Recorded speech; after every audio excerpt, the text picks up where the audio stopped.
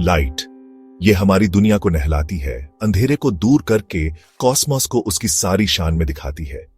लेकिन लाइट सिर्फ वो नहीं है जो हमारी आंखें देखती हैं। ये एक फंडामेंटल फाइनर्स है, एक कॉस्मिक स्पीड लिमिट जो ब्रह्मांड के फैब्रिक में बुनी हुई है।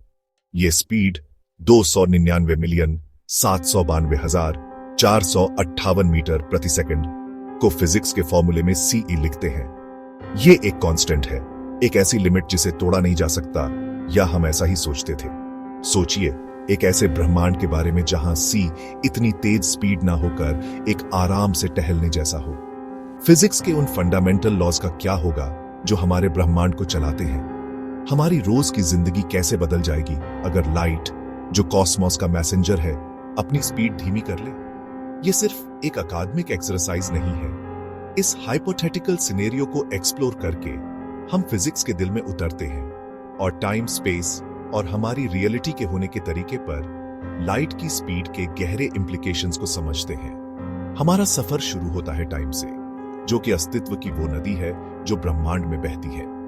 हमें पता ही नहीं चलता कि लाइट, जो कि एक पल में खत्म हो जाने वाली चीज लगती है, टाइम के गुजरने पर कितनी पावरफुल पकड़ रखती है। लाइट की स्पीड कम होने का सबसे माइंड बेंडिंग नतीजा होगा टाइम पर इसका असर। आइंस्टाइन की थ्योरी ऑफ स्पेशल रिलेटिविटी, जो कि मॉडर्न फिजिक्स का एक कोना है, हमें बताती है कि टाइम एब्सोल्यूट नहीं है बल्कि रिलेटिव है। टाइम, जैसा कि हम उसे समझते हैं, लाइट की स्पीड के साथ गहराई से जुड़ा हुआ है।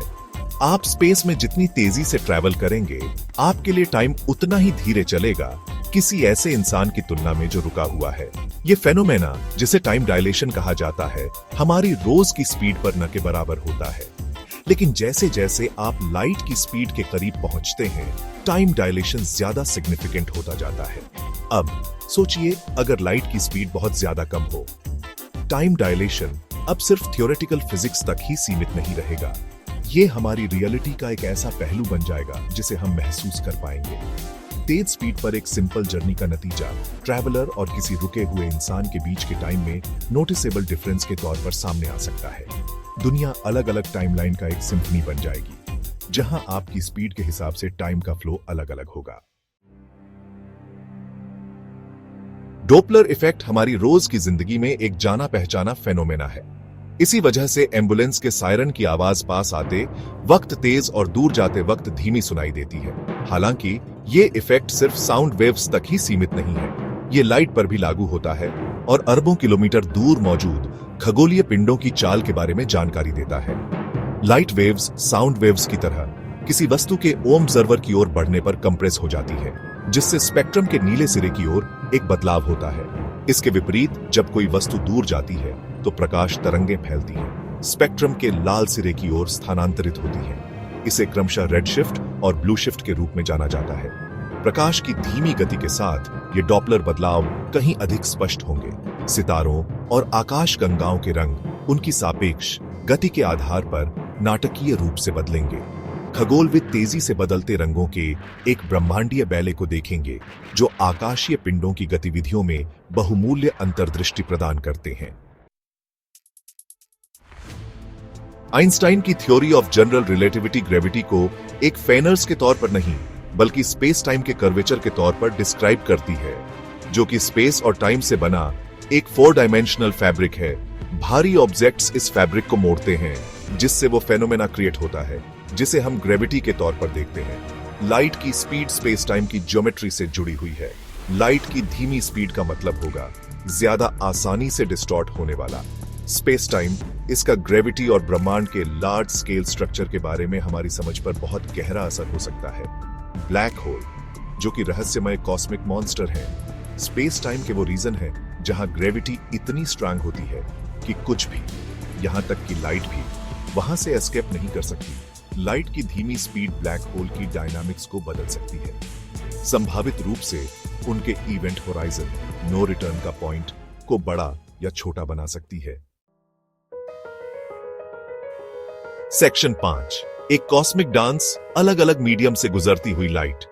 हम अक्सर लाइट की स्पीड की बात एक कांस्टेंट के तौर पर करते हैं, लेकिन यह सिर्फ वैक्यूम में ही सही है।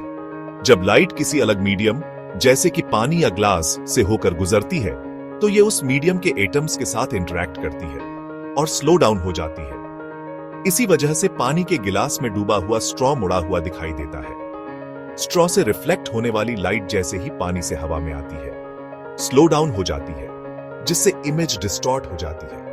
एक ऐसे हाइपोथेटिकल ब्रह्मांड में जहां लाइट की स्पीड कम हो, अलग अलग मीडियम के साथ ये इंटरैक्शन और भी ज्यादा होंगे। मटेरियल के रिफ्रैक्टिव इंडेक्स बदल जाएंगे, जिससे लेंस के लाइट को फोकस करने के तरीके से लेकर हमारे द्वारा देखे जाने वाले रंगों तक सब कुछ प्रभावित होगा।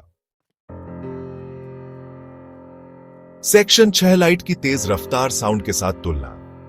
लाइट की कम स्पीड के इंप्लीकेशंस को सही मायने में समझने के लिए इसकी तुलना एक और जाने पहचाने फेनोमेना से करना मददगार होगा, साउंड। साउंड लाइट के विपरीत एक मैकेनिकल वेव है। इसे ट्रैवल करने के लिए एक मीडियम जैसे कि हवा या पानी की जरूरत होती है। साउंड की स्पीड लाइट की स्पीड से बहुत कम होती है, हवा में लगभग 343 मीटर प्रति सेकंड। स्पीड में इस अंतर की वजह से हम बिजली की चमक को पहले देखते हैं और बाद में उसकी आवाज सुनते हैं। एक ऐसे ब्रह्मांड में जहां लाइट की स्पीड कम हो, इन दोनों स्पीड के बीच का अंतर कम हो जाएगा। इससे कुछ दिलचस्प नतीजे सामने आ सकते हैं। एक ऐसी दुनिया की कल्पना करो जहां आप पेड़ के गिरने को देखते हो और उसके कुछ पल बाद उसकी आवाज सुनते हो, या जहां गूंज हमारे श्रवण अनुभव का एक और भी प्रमुख हिस्सा होगी। सेक्शन 7, दी ट्विन पैराडॉक्स, दो टाइम की कहानी।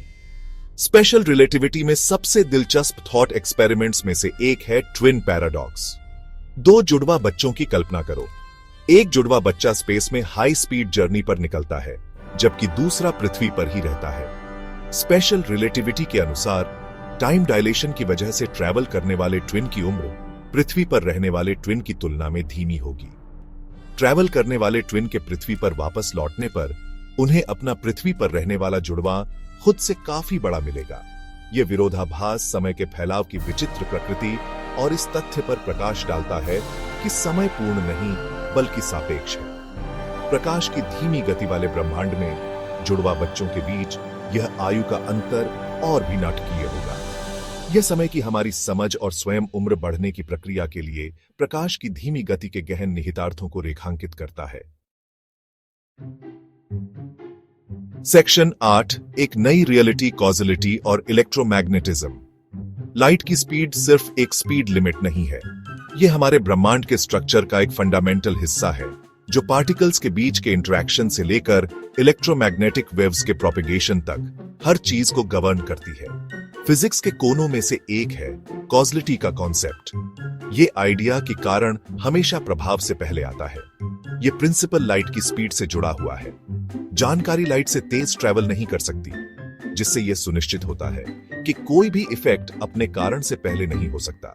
लाइट की धीमी गति हमारी कॉजलिटी की समझ को चुनौती दे सकती है। इसके अलावा इलेक्ट्रोमैग्नेटिज्म, जो कि मैग्नेट के बिहेवियर से लेकर हमारे द्वारा देखे जाने वाले लाइट तक हर चीज के लिए जिम्मेदार फेनर्स है, को फोटोन द्वारा नियंत्रित किया जाता है। मासलेस पार्टिकल्स जो लाइट की गति से यात्रा करते हैं। प्रकाश की धीमी गति से फोटोन के परस्पर क्रिया करने के तरीके में बदलाव आएगा। संभावित रूप से विद्युत चुंबकीय बलों की ताकत और सीमा बदल जाएगी। इसका परमाणुओं की स्थिरता, इलेक्ट्रॉनिक्स के व्यवहार और यहां तक कि सितारों के प्रकाश उत्पन्न करने के तरीके पर गहरा प्रभाव पड़ सकता है। सेक्शन 9, कंक्लूजन, एक बदला हुआ ब्रह्मांड। लाइट की धीमी गति वाले ब्रह्मांड की हमारी एक्सप्लोरेशन हालांकि हाइपोथेटिकल है, लेकिन कॉस्मोस के गहरे इंटरकनेक्शन को उजागर करती है। यह हमारे ब्रह्मांड को नियंत्रित करने वाले भौतिकी के नाजुक संतुलन और प्रकाश की गति जैसे मौलिक स्थिरांक में थोड़े से बदलाव के गहन निहितार्थों को रेखांकित करता है। समय का फैलाव एक रोज का अनुभव होगा।